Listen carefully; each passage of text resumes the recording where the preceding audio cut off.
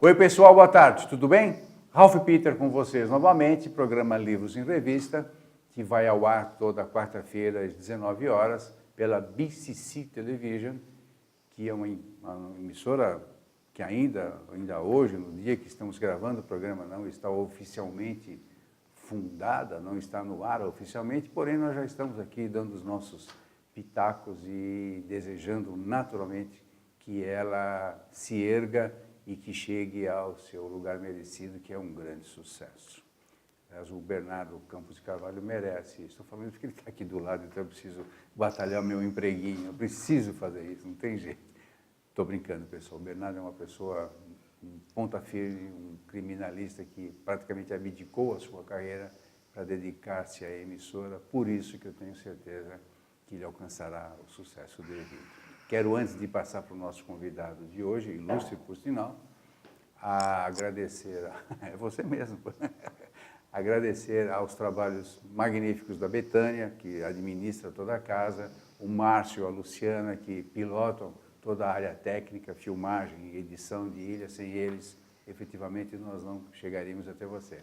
E agradecer também Maria Estela Guedes, faço questão de agradecer todo o programa, porque é uma brecha que ela nos abre, uma porta muito grande no universo lusófono, e eu preciso agradecer porque realmente é algo que a audiência é super aumentada. Maria Estela Guedes, eu espero, como de hábito, continuar a merecer a tua amizade e os préstimos.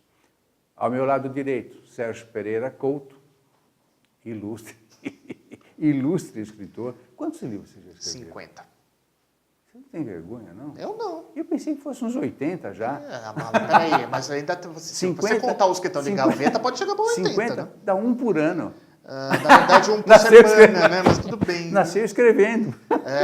Já foi assim, e colocando a impressão digital lá, né? Não, mas falando sério, nós estamos aqui para falar dos grandes mistérios da história. Quanto tempo você se dedica efetivamente à escrita? Não quanto tempo diário, mas desde quando você vem escrevendo? Deixa eu ver. Como diria para o pessoal que gosta de Star Wars, né? A long time ago na galaxy far away, né? Há muito já te tempo vejo atrás. com a capa preta e tal. Isso. Não, a capa preta Ataque de asma eu tenho. Se você quiser, eu posso olhar aqui, né? Tudo bem. Não, isso aí, na verdade, eu comecei a escrever, sei lá, acho que na época de escola, ainda por cima, quando a gente Era fazia... giminásio ainda? Era giminásio ainda, quando a gente fazia redações, entregava para a professora, falava assim, dá para você me dar um A? Na verdade era ABC, né? Hoje em dia não é mais, né? Então, dá para você me dar um A só por causa do conto que eu fiz? Olha que coisa mais linda que eu fiz. Aí o cara olhava para minha cara e falava, mas por que diabo você escreveu uma coisa dessa? Se não foi isso que eu pedi para você escrever. Mas você escrevia bem? Sem eu, essas coisas? Na maioria das vezes, sim, porque isso aqui cobrou o preço, né? Você começa a usar os óculos porque você acaba forçando a tua visão até na coisa, né? Então, na época a gente não tinha tanto a internet, mas você lia livro de dia, de noite, quando você acordava, quando você dormia, etc. Letra é o teu negócio? Letra é o meu negócio. Você tem dificuldade com números? Sério, eu vou ter que falar isso no ar. Não, porque eu, por exemplo, o que me quebrava o galho no primário era a escrita. Então eu tirava 10 de gramática, que chamavam antigamente, eu nunca fui bom em gramática, mas de redação era bom. Era 10, 9 de gramática e 0 ou 1 de matemática. Isso, chegava nas exatas, era exatamente 0. Bom, né? Jamais. Não, esquece, eu também nunca tive loucura isso, né? muita vontade de fazer esse tipo de coisa, não. Eu não conheço os teus 50 livros, mas conheço o teu cabedal e ele é de grande porte, estou falando sério, sem ironia.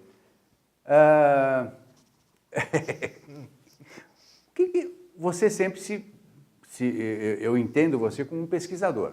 Sim. Não é um historiador, mas é um pesquisador. Se bem que eu acho que cá, internamente, sei que você não vai gostar do que eu vou te falar, porque você não quer entrar em clinch com o historiador. Onde tem um taco de beisebol.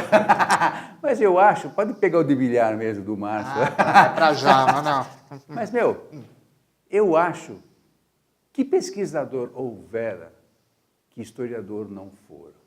Porque uma vez que você está pesquisando, qualquer coisa que você pesquise, óbvio que pesquisa invoca passado. Ninguém pesquisa o futuro, tá certo? Aí você nunca falou com um vidente. Exatamente. Um vidente faz isso. E é evidente que eu não falaria isso Lógico, com você. Nostradamus faria isso, por exemplo, né? Ele falaria sobre o futuro. Sim, Nas- mas não é o teu caso, felizmente. Você ainda sei, não pirou. Eu fico muito olhando Você para as bacias com água cheia, luz de velas, essas coisas esquisitas. Bola de cristal assim. também? Não. O método de Nostradamus é com uma bacia com água, não tem bola de cristal. Como que ele fazia? Né? Aliás, você menciona no teu livro. Menciona no livro. Você pega a bacia, enche de água, meia luz, joga umas ervas lá no meio, fica com o cheiro, né? Fica muito doidão, provavelmente piradaço, né? E aí você começa a ver em cima da superfície da água, abre-se as névoas para o futuro. Pelo que ele falava, claro, né? Mas como ele era médico, eu também estou achando que, na verdade, essas ervas tinham alguma coisa meio estranha no meio, que ele não podia dizer. Mas até eu recebi pelo WhatsApp uma maritaca que foi uma maconha. Uma beleza. Uma maritaca maconheira, pode isso? Aí tem que deixar claro, tem que deixar claro que é o seguinte, historiador é uma coisa, certo. Segue uma coisa mais acadêmica, mais ligada à sua formação, etc. O pesquisador, ele gosta de fazer uma coisa mais informal mesmo. Eu trabalho junto com historiadores, eu trabalho junto com arqueólogos, eu trabalho junto com quem você quiser, assim, para dar o respaldo em cima do que eu estou falando, que é importante, tá? E aí você vai desvendando sobre o ponto de vista que você quer. Então, mesmo as coisas mais esotéricas que a gente acha no meio do caminho, eu vou dando um ponto de vista sempre com um pé na história para a gente falar. Então, isso vem desde a época do estouro do Código da Vinci, por exemplo, que a gente desbancou muitos mitos que o Dan Brown colocou no livro dele. Então, várias coisas diz a origem do priorado de Sião, se realmente Maria Madalena foi casada com Jesus, etc. Até a origem da Santa Cigana, Santa Sara, como sendo o fruto da união entre Jesus e Madalena. Então, você começa a ver, olha, isso aqui pode ser, isso aqui não pode ser, isso aqui historicamente é explicado, isso aqui não pode ser de jeito nenhum. Eu lembro que você, num dos teus livros, você ficou, acho que uma semana no Vaticano. Sim. Foi isso mesmo? Sim, na verdade não foi uma semana. Eu fiquei 28 dias com acesso à biblioteca, aos arquivos secretos do Vaticano, 3 vezes por semana. Entendeu? E sempre 2 horas por dia. Você não podia passar disso. Eu me lembro que você cabalou isso aí, literalmente. Foi quando eu processo... foi o primeiro livro, inclusive, feito por essa editora, pela editora Gutenberg, que foram os Arquivos Secretos do Vaticano. Então, toda a origem, como se surgiu, o que era, o que você encontra lá, que são coisas muito delicadas para você manusear. Então, você tem que ter muito cuidado. Até porque se esfarela, se você... Não, para você ter uma ideia, está lá a carta de Henrique VIII pedindo a anulação do primeiro casamento dele para poder casar com a Ana Bolena. Então, você imagina você ter uma coisa dessas na mão, né, o original. Então, tem que tomar muito cuidado para aquilo. Deve ser emocionante, né? É bastante emocionante e você tem que tomar muito cuidado porque, por exemplo, te dá vontade de espirrar. Respirar mais forte, tchau. Não, dá vontade de respirar, dá vontade de espirrar, dá vontade de tudo em cima do papel. Porque você não consegue, você está com um pedaço de história na mão. É complicado. Como é que você vai fazer com aquilo antes de, entrar direto na questão e está escrito em outra língua e você tem que dar uma analisada e dar uma olhada no papel e você tem que pegar uma pinça e ficar virando, porque senão o negócio vai sair na tua mão. É muito complicado, o pessoal realmente não entende isso. Você está lidando com um pedaço de história, então você tem que ter todo um preparo, um cuidado e uma conscientização da coisa. Se mal te conheço, quanto tempo, deve ter levado um tempão para você fazer este livro? Não, esse até que não. Na verdade, eu escrevo muita coisa assim, já desenvolvendo para artigos e revistas, né? Então, eu tenho, pelo menos sob os meus cuidados, uns 4 ou 5 títulos, sempre se revezando. Então, muito do material que eu levanto, eu transformo em artigos para essas revistas. Então, o que eu faço? Quando eu fiz esse livro em específico, eu peguei e selecionei alguns dos artigos mais significantes, dei uma engordadinha com alguns dados que são sempre cortados na hora que você vai editar o artigo da revista, Então você dá uma engordada para ele virar um capítulo do livro, e aí você coloca todo mundo junto. Na verdade, esse livro é uma compilação desses artigos com uma versão inédita, não saiu nas revistas. Quando o livro, esse especificamente, você o faz, elabora, pensando num público específico ou isso vem depois? Não, eu Porque a revista, perdão, só para complementar, desculpe, porque a revista tem um público específico. Sim. Na verdade, eu pego já as coisas de acordo com as indicações que vão tendo. Tem muita coisa em rede social que eles ficam falando, eu queria saber sobre isso, eu queria saber sobre aquilo, é verdade isso, é verdade aquilo. Então eles vão mandando as dúvidas deles. Você dá uma olhadinha, pega essas dúvidas, faz uma pesquisa. Vamos lá, o que você tem de novidade para falar sobre o assunto X, sobre o assunto Y, sobre o assunto Z? Eles vão mandando para você os dados, as pesquisas, muita coisa só saiu nos Estados Unidos, não saiu aqui, ou saiu na Europa, ou em outras coisas ainda não chegou aqui. Eles vão chegando aos poucos, principalmente coisas publicadas por Museu Smithsoniano ou entidades do leste europeu. Então, você vai soltando as coisas. Muitas coisas são acadêmicas e daquela coisa de você ler todo o trabalho acadêmico, colher os dados, tirar e montar o artigo. E você viu que a NASA, ontem eu vi a notícia, abriu, só vai manter em segredo 1 ano Sim. das pesquisas, o resto abriu todo. Sim. Então, mas isso aí já é normal, dentro do próprio do arquivo do Vaticano é a mesma coisa. Eles só mantêm até uns 10, 15 anos antes e depois é que vão abrindo, né? Quanto mais antigos eles vão abrindo. Agora eles estão abrindo os arquivos da época de Pio VI, na Segunda Guerra Mundial, para você entender pouco por que ele caiu fora, por que ele não se envolveu, por exemplo, com o massacre dos judeus, por que ele entrou num acordo com Hitler para que pelo menos o Vaticano fosse poupado quando Roma foi invadida. Então tudo isso está documentado lá, mas só agora está sendo liberado. E por muito tempo Pio VI foi colocado como um papa muito condescendente com os nazistas. Na verdade, era uma jogada muito política. Ele tinha que sobreviver, ele tinha que dar prioridade à segurança do Vaticano. Fazer sobreviver o Vaticano. Ele não podia ofender politicamente, ou aquilo ia acabar numa invasão. Como acabou, só ficaram ali. Bom, muitas obras, que se mal conheço, muitas obras foram delapidadas e tal, e aos poucos são devolvidas.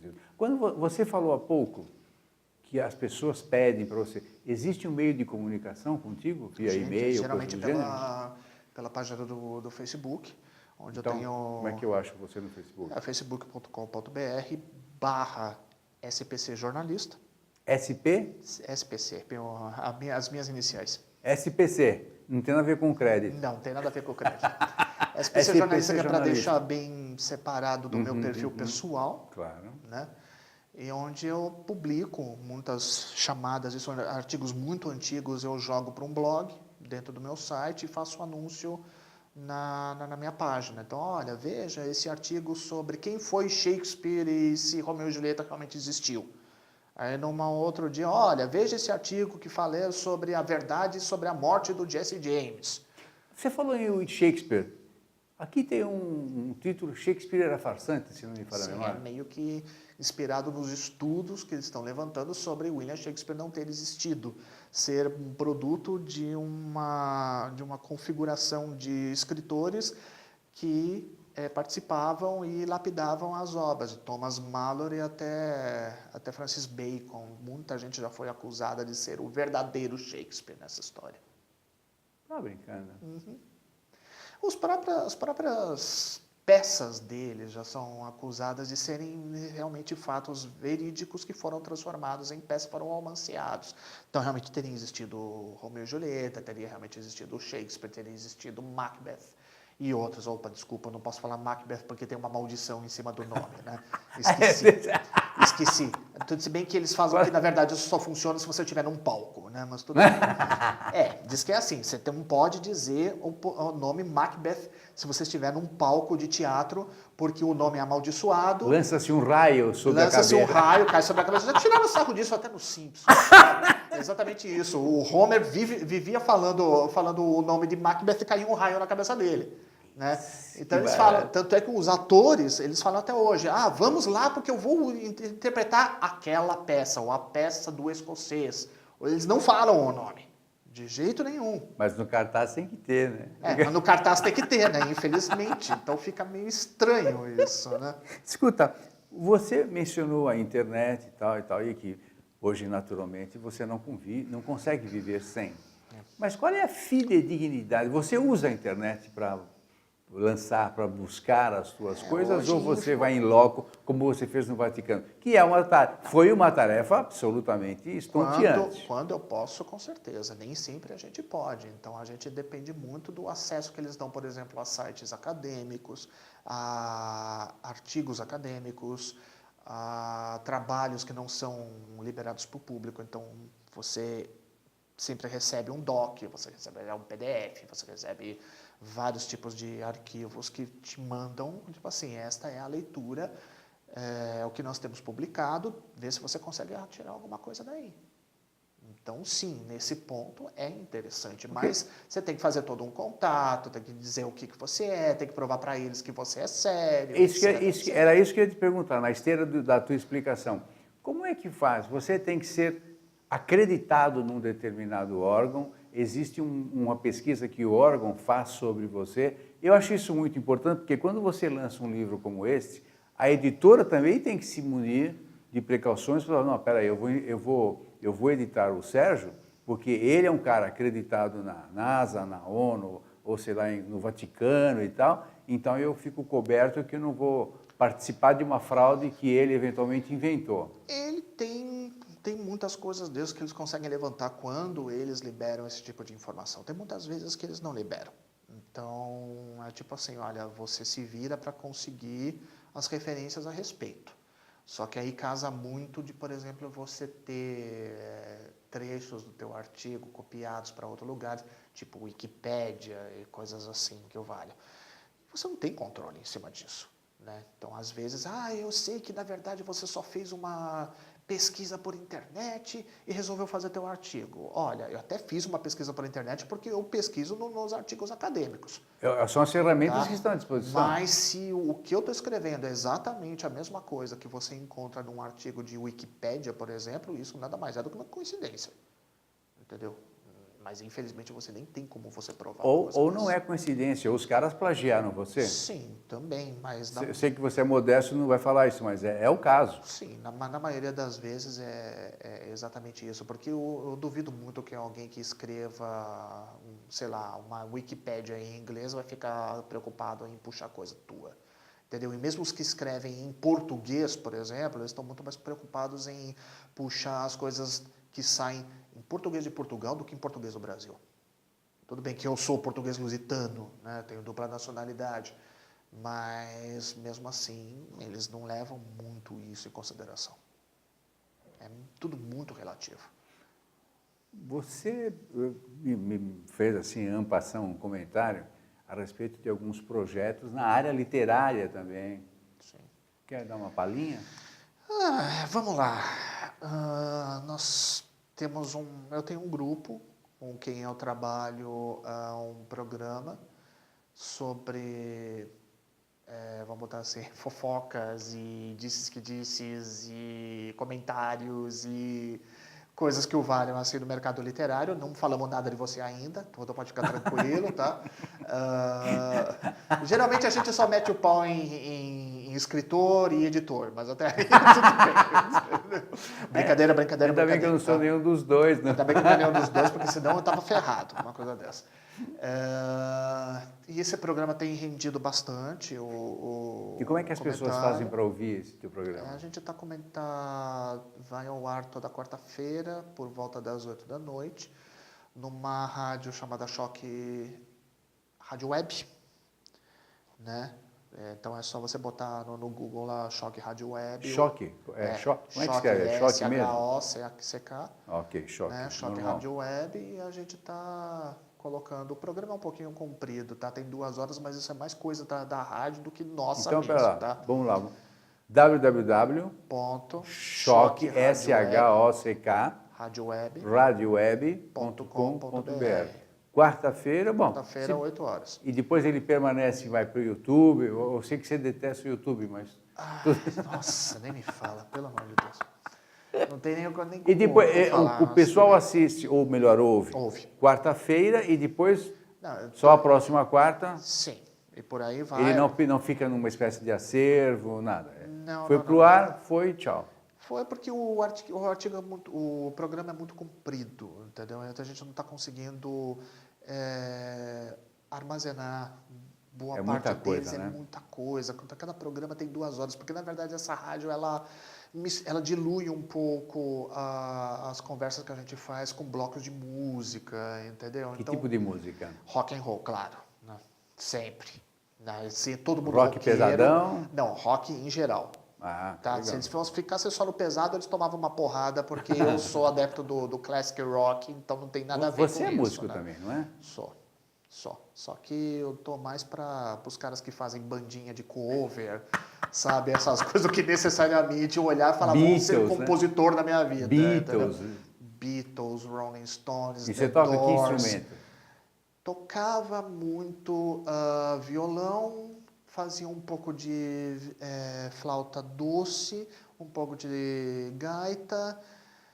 Pô, E acho que já tá bom, pelo amor de Deus. Só tocar uma faceta. campainha, vitrola, essas coisas uma assim, faceta a gente tocava, interessante. entendeu? Alguma coisa me dizia que eu sabia que você era músico, mas eu não tinha certeza. Eu tô mais pra rascunho de cantor do que pra outra coisa, entendeu? Não sou bem músico, eu gosto de ficar fazendo cover das músicas que eu curto, Mas entendeu? um programa de 2 horas, eu fico... esse foi um dos fatores que nos levaram a fazer o programa só em bloco de 30 minutos. Porque realmente é muito pesado. Sim. As pessoas pesado hoje não demais. têm mais tempo, hoje tem que ser tudo muito fluido, muito Mesmo rápido. quando você faz essa coisa de diluir 15 minutos de conversa, 15 minutos de música, ainda é muito arrastado. O pessoal não fica 2 horas. Mas se não bem sabe que colar. no rádio, mas no rádio o cara bota um fone no ouvido e vai embora, sai andando. Né? Mas isso você tem que levar em consideração que é uma rádio de web, entendeu? Então, ou seja, a rádio de web você está no meio da rua, vai depender de quando você está com sinal, se você tem acesso à internet, nem todo lugar está com acesso 100%, então fica tudo muito relativo, entendeu? Então é por isso que a gente ainda está trabalhando para ver se consegue fazer a coisa mais compacta, mais formal para poder oferecer para o pessoal, mas você tem um programa onde você tem 4 comentaristas, comigo inclusive, falando sem parar sobre coisas esquisitas do mercado literário, de cultura nerd que tem por aí, então aquilo sai mais uma bagunça de bar, né, uma conversa de bar do que outra coisa. E vocês fazem externo, ou você tem uma espécie de repórter que vai em busca dessas informações? Nós temos Como o nosso repórter de campo que está em algum lugar Tem da que ser cidade. caçado também, não? Tem que ser caçado. A última vez o pobre coitado foi expulso de uma livraria porque estava enchendo o saco de todo mundo com o fone na mão, tentando fazer entrevista de cliente sem pedir autorização para a livraria. Eles se encheram o saco, expulsaram ele, coitado, né? Mas era essa a ideia é chocar. A ideia é levantar era fazer uma dados. coisa. O problema é que ele está tomando porrada por nossa causa, né? Então ele já falou que da próxima vez ele vai virar serial killer e matar todo mundo. Né? Algum tempo atrás nós falamos que ele estava na fila da Bienal e ele passou simplesmente 3 dias na fila da Bienal e ainda não entrou. Pois é, foi essa a reação que a maioria teve. 3 dias. E 3 por que dias. demorou tanto? Porque ele ficou na fila esperando abrir os portões e os portões não abriam porque ele era público, porque ele era pobre mesmo, tá? Não tinha aquela coisa de ficar entrando, eu sou jornalista, tá bom? Então vou entrar por entrada especial. Exato. Escuta, você escreveu já 50 livros. Desses 50, ou desde o início, tem algum cara que você se espelhou ou foi carreira solo? E, tipo assim, ó, eu gosto do XPTO, gosto do YZ, então XPTO é alguma bonito. é para não ficar citando nomes aí que a maioria pode não gostar. Mas então tem um autor X que você leu quando era criancinha e tal, e que aquilo ensejou o grande feito que você é hoje. Bom, olha, isso é muito relativo. Já li várias coisas, desde os clássicos até os mais recentes. Então, eu sou assim, super fã, por exemplo, de Dante Alighieri, que eu amo de paixão. Você conseguiu ler os 4? Eu li os 3, né, o da Divina Comédia. 3. O Inferno, Purgatório e Paraíso. Eu vou ser bem sincero para vocês, leiam o Inferno, porque é o que tem mais figura mitológica. O resto esquece, que é uma chatice desgraçada. Tá? Eu não consegui ler tudo. Então, já li vários, assim, no meio do caminho, mas, tipo assim, anos 70, anos 80, todo aquele pessoal, literatura beatnik, etc. Mas um em especial sempre me chamou a atenção, que foi o bendito de Stephen King. Tá? Stephen King. Stephen King. Tá? Eu gostava muito dos dos primeiros livros dele, né? Carrie a Estranha, Christine e o Carro Assassino, tá? Aquelas coisas que você ficava lendo, o Cemitério, que depois virou no cinema Cemitério Maldito, né? É um livro que eu lia, tava medo de ler aquilo.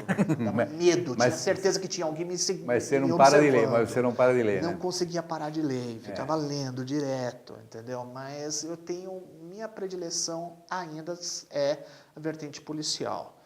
Então, eu sou muito fã de Agatha Christie, sou muito fã de Arthur Conan Doyle, sou muito fã de G.K. Chichester, Maurice Leblanc e outros assim. É claro que essas informações ficam armazenadas no HD e a qualquer momento você puxa. Ultimamente eu tenho descoberto assim, o prazer de observar e assistir pela internet a BBC de Londres.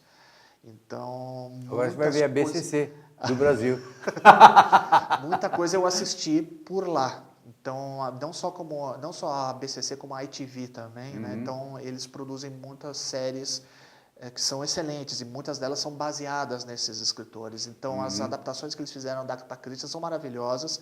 Uma das coisas que eu mais adoro assistir é o seriado do Sherlock com o Benedict Cumberbatch, né? Que realmente são fantásticos os episódios, mas você tem que ter uma paciência muito grande para um episódio de um seriado ter 1h30, é praticamente um filme. Né? Que eles fazem. Sherlock é a melhor adaptação, cara. Dr. Watson, de blogueiro, é impagável. É impagável. Você dá muita risada com ele. De blogueiro? Como é que faz para assistir isso? Não, Sherlock passa direto na BBC, entendeu? É só você procurar um desses sites que... São vários, inclusive. O que eu acesso chama-se Filmon. Filmon.tv. Filmon.tv. Você faz um cadastro normal lá e ele te dá acesso à TV, só que a TV é ao vivo mesmo, né? Então, você não é gravado nem nada. Então, o que está passando, você assiste. E dá para ver lá direitinho. Vi muitas coisas, adaptações de Frankenstein, adaptações de Médico e o Monstro, muita coisa, mas eles são excelentes para se fazer. O único problema é que a série deles são muito pequenas, né? Então tem 6 episódios, uma temporada tem só 6 episódios. Perto das americanas, que tem em média 23, você toma até um susto. Mas aí é o americano, né? O poder, o poder e a mania do americano. São outros 500. Os caras prestam mais atenção na trama. E é outro público, né? Sabe, é totalmente diferente. Você faz parte de um público seleto, obviamente. Você não. Eu não gosto muito de dizer isso, mas porque parece que você é meio mas quem está dizendo sou eu. Entendeu? Não, pô. Mas a verdade é bem isso, porque eu gosto da BBC e prefiro as produções londrinas do que os Estados Unidos. Não é um gesto snob, não é pedantismo, isso é uma realidade. Meu amigo, lastimavelmente... Acabou. É finito. Foi rápido. Graças a Deus. Graças a Deus, Valeu isso aí, viu? Não, mas graças a Deus quero dizer que fluiu, né? Tá, da próxima vez te mando uma maldição por e-mail, tá bom? Mas eu não vou falar aquela palavra. Ah, por favor, não fala que você é capaz de cair, sei lá, o lustre Eu na nossa venho de cabeça. saiote, mas não vou falar a palavra. Por favor, não fale. Não fale, Pessoal. porque senão eu vou ter que falar para você quebrar a perna, Brum, né? brum. Pessoal, ou jogar aquelas outras tantas coisas. Pessoal, nós conversamos com Sérgio Pereira Couto, o ilustre escritor de 50 e tantos livros pela carreira, aqui ainda jovem, bastante longa. Falamos especificamente nos grandes mistérios da história. Fantástico. Cada mistério tem aqui umas 10, 12 páginas. Então. É um resumo do resumo do resumo. Perfeito. Entendeu? Não, mas é muito gostoso. Para quem gosta, para quem é curioso, principalmente, deveria ser obrigatório nas escolas. Pelo Porque menos eu realmente... revelo quem é Jack o Estripador, tá? Você pode pegar, tá? É o Jack. É. Muito obrigado mesmo. Muitas felicidades para você, particularmente no novo projeto. As portas da casa sempre estarão abertíssimas e as janelas também abertas para você. Só não me defenestra, por favor. Tá? Não. Então tá bom. Nós não somos franceses aqui. Ah, entendi. Então, Salam Aleikum. Não posso falar isso, senão vão achar que eu me converti para o Estado Islâmico, né? Muslim. Muslim? É. Aham, certo. Obrigadão. Pessoal, até a próxima quarta, se as forças benignas deixarem e as inimigas permitirem. Muito obrigado pela presença, pela atenção. Até a quarta. Tchau, tchau.